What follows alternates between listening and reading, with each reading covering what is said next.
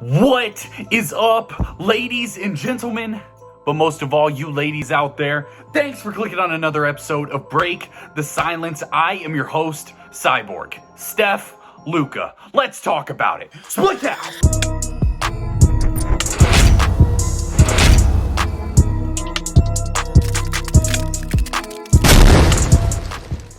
We just got done watching what was potentially the game of the year in the NBA this far. We had a Western Conference Finals rematch between the Dallas Mavericks and the Golden State Warriors. This was a little bit of a revenge game for the Dallas Mavericks as the Warriors kind of whooped up on them in the Western Conference Finals last year. We're going to break this down because the battle between Luka Doncic and Steph Curry, two top 5 players in the NBA, was unbelievable. The shot making was unreal, and it was so fun to watch. We want to talk about both of those guys, and I also want to discuss some of my concerns with both of these teams.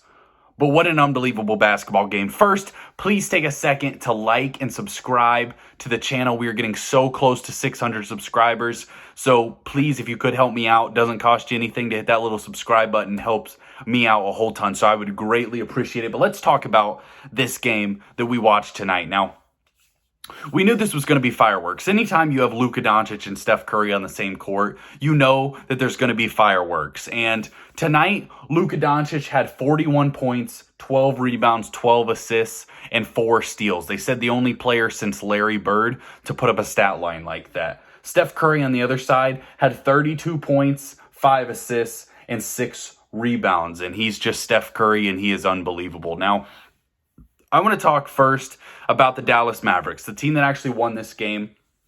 And then I want to transition over to talk about the Golden State Warriors, because right now both of these teams are hovering around 500. And you didn't really expect that from either of these teams coming into the season. We expected both of them to be contenders in the Western Conference, especially when you're talking about the struggles of the other teams. The Lakers are no good. The Clippers are injury-ridden. The Suns have had a lot of guys injured, or Jay Crowder's gone. So there was a lot of openness in the Western Conference. So we thought we'd see the Golden State Warriors and Dallas Mavericks standing at the end there. But so far, both of these teams have struggled at times. We've seen the Warriors be a little better of late, and the Mavericks have been a little up and down. The thing about the Dallas Mavericks is they're so Luka Doncic reliant. And that's really the case with both of these basketball teams. Luka Doncic and Steph Curry are unbelievable basketball players. On any given night, they can be the best player in the world. And the problem with that is when they don't play like that, their teams really, really struggle. It's like they're so reliant on their star players. When you're looking at the Dallas Mavericks in specific here, anytime that Luka Doncic hasn't scored 24 or more points this year, they haven't won a game yet. So it's so difficult when you're asking Luka night after night after night to be completely dominant, to be, everything for your offense, because the Dallas Mavericks lead the NBA in ISOs, and Luka Doncic and Spencer Dinwiddie are two of the highest ISO percentage players in the entire NBA. So Luka's required to generate most of their offense, generate most of their open looks for their shooters, and all the looks for himself. And that's so much pressure to put on one guy, obviously there's times that he can handle that. There's times that he can win games alone for you. But there's a reason that you're 10-10. It's because you're putting so much pressure on one man. Tonight, when Luka Doncic was on the court, they were a plus 22. When he was off the court, they're a minus 19. So you can see the stark contrast of when Luka's not on the court, that this team really is not quite good enough to really compete in the Western Conference quite yet. So do they try to make a move? They brought in Kemba Walker. Does that bring maybe a little jolt they needed from losing Jalen Brunson? Now, they brought in Christian Wood, that I thought was a nice addition, and tonight he didn't play great, but he's a really good three-point shooter. The way that they built this roster was a bunch of really good snipers around the court for Luka Doncic, and I like the way they built that roster. I feel like that's the best way you can. Now, when you're looking at this Mavericks roster, you wonder a little bit, do you run into a similar scenario that the Houston Rockets did when James Harden played on that team?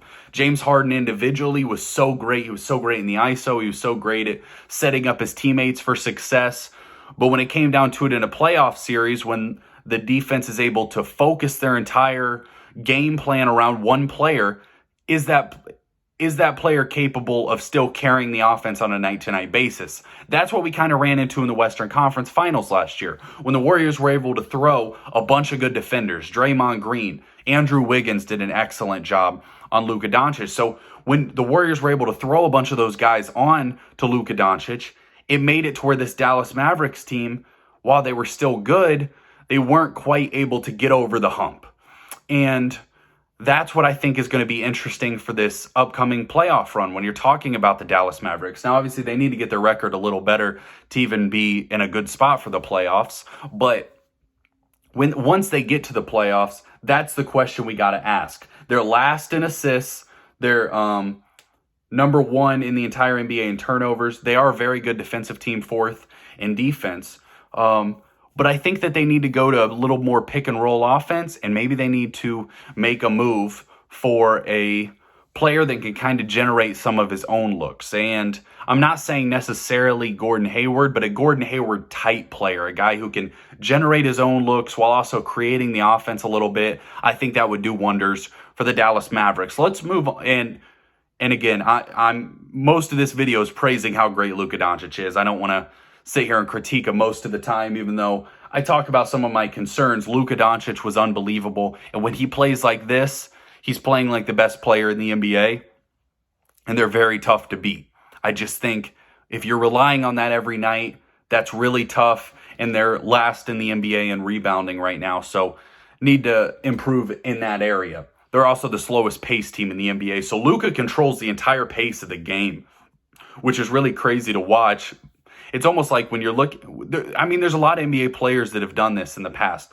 Chris Paul, LeBron, Jokic, some of those guys really control the pace of the game. They slow it down, play at their own pace, create, see things on the court, so creative. So, Luka Doncic is unbelievable. Dallas has some good players. They just need some guys to step up to where they're not so reliant on Luka Doncic. Let's move over to the Golden State Warriors, because this is a team that has been so up and down this year. And on the road, they've really struggled. Tonight falling to 2-10 on the road.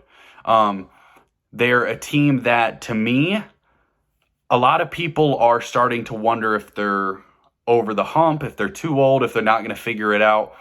I'm one of those guys that just has faith and trust in Steph Curry and Steve Kerr and Klay Thompson to figure this out, because Steph Curry's still so great. We saw what they did in the playoffs last year with Andrew Wiggins, with Klay Thompson, with Draymond Green, Jordan Poole, and then some of their guys they added, young guys. Now, that's been the concern with the Golden State Warriors so far this year, is that they're young guys that they expected to step up. James Wiseman, Moses Moody, Jonathan Kuminga.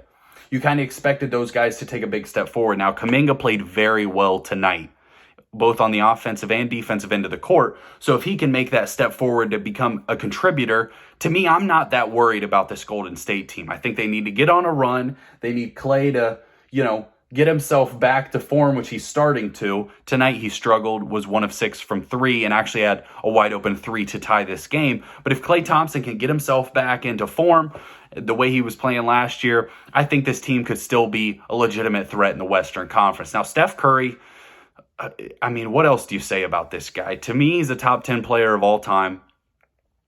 He is able to score from anywhere on the court. The way the ball must feel in his hands is truly something that astonishes me.